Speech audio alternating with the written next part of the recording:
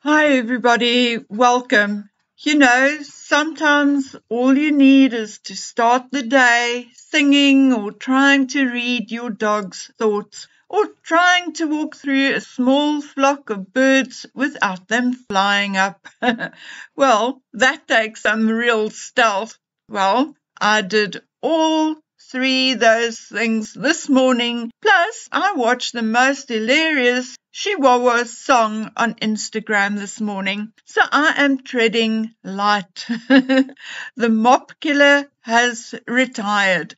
Back in her closet for the next year. Okay, so let's talk. And today I want to look behind what is going on and in a way continue where I left off yesterday. I thought about it last night and thinking about Harry wanting Meghan to go back to acting. I think there is more to it than meets the eye. Remember who and what Harry fell in love with? He fell in love with a Suits actress, the glamour girl, the crazy, fun-loving girl as she portrayed herself to be. He was so infatuated at times that I think in his deluded mind, he really thought William and Catherine would harass Meghan for her autograph. Anyway, the girl who did that silly dance in Nottingham Cottage's door is the woman he fell in love with. I think he is finding it hard to reconcile that girl with the woman he is actually married to. The serious, lying, crying, bitching, moaning, abusive sociopath and narcissist.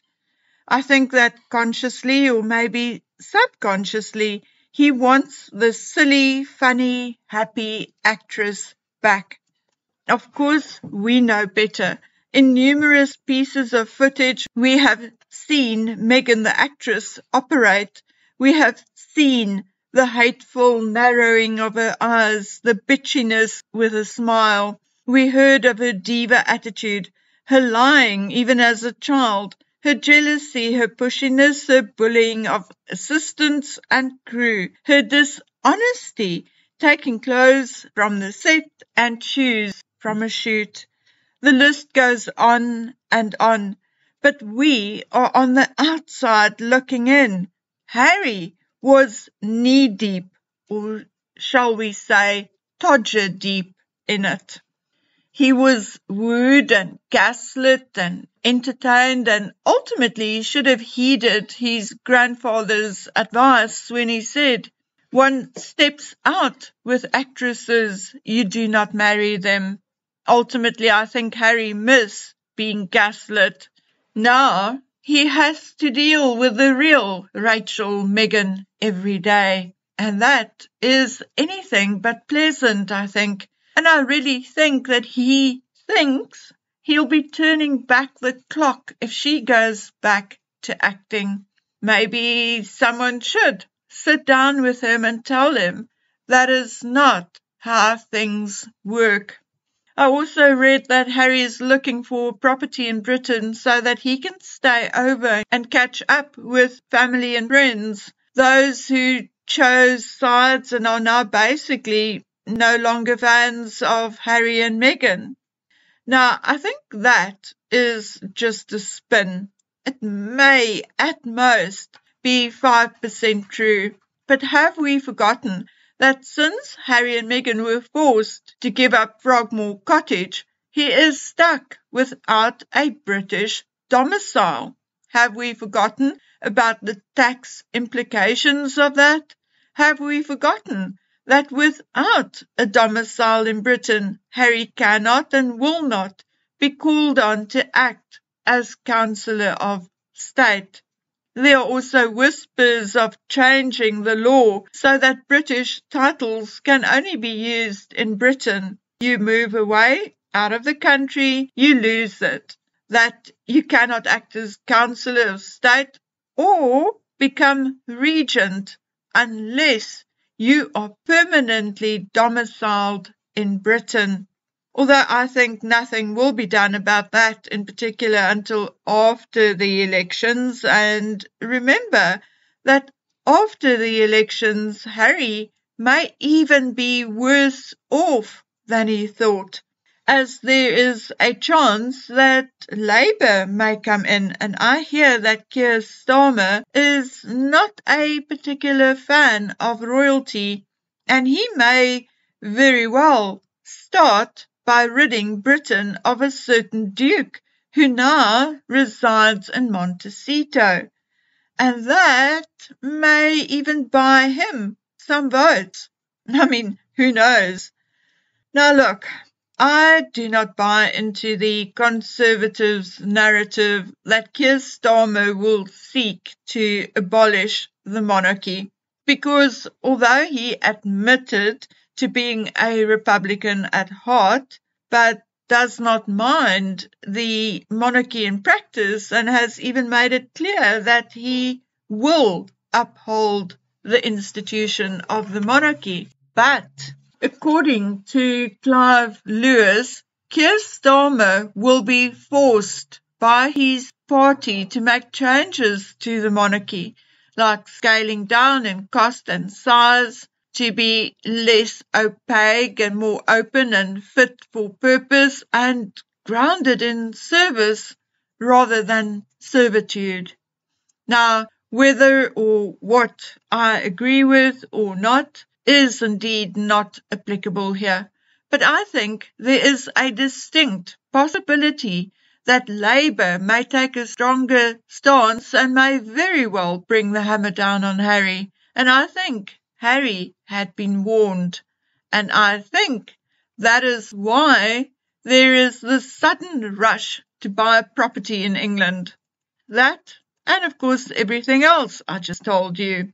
Maybe he's even afraid of being cut out of Pa's will if he does not visit the UK every now and then. They say out of sight, out of mind, and I think Harry may fear just that. I received a few DMs and one or two email on my comments and opinion on Harry's substance abuse. And on one particular comment, I can only say, when people tell you who or what they are, believe them. Yes, they are likely to know better than you who they are. You need to consider the irony of it all. When Harry was young and caught using substances, he denied it and called a certain editor a pestule on the arse of humanity. He also denied that Charles took him or sent him to a rehab for a day to see the dangers of drug taking. He also angrily told everybody that it was a scheduled royal visit. Yet in his book, he admitted to taking drugs and smoking weed as a teenager and young man. So what is Harry's problem now? Why the change in attitude? Is he now, at nearly 40, of the opinion that it is cool, yet it was an embarrassment when he was a child? Has Harry somehow regressed, or is the change of heart called Meghan? I honestly don't know how this saga will end, but if there is no action or resolution to the problem, obviously it becomes more likely that there will be a negative outcome. I do, however, agree with another subscriber. King Charles cannot really do anything about Harry's substance abuse. Harry is nearly 40 and Charles has absolutely no jurisdiction in the United States.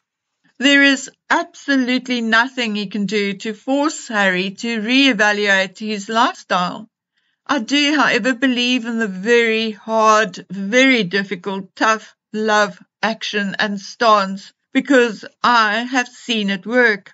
Harry will likely think he is cool, down to earth and in touch with himself for as long as he can live and afford the lifestyle he is maintaining now. He is also smug, perhaps, in the idea that he has Meghan whispering all kinds of affirmations in his ear. I honestly think, though, that should he be stripped of his titles, their curiosity value will drop, as will their income. And I think that the only chance anyone will have to help Harry and rid him of his unhealthy thoughts and activities will be when he is in the gutter and feels he has reached his lowest point ever. I feel that the only way anyone can help Harry is to crack through his arrogant veneer. I think to strip Harry of his titles will be the biggest test Meghan has ever had to face, and one I do think she will fail, as I believe Meghan will abandon Harry within 6 months of him losing his titles.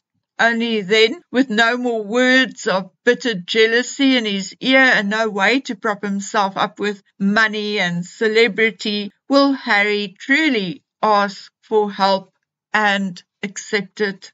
That is what I believe. Not everyone agrees with me, and that is okay. This is not a competition to see who is right and who's wrong. It is my opinion and how I read a situation. Okay, guys and girls, I'm back on the laptop. I'm back doing some research. So in between the chats and opinion pieces, I will be bringing you some wild and wonderful royal stories very soon. So until we meet again on the next one, please take good care of yourselves. Bye.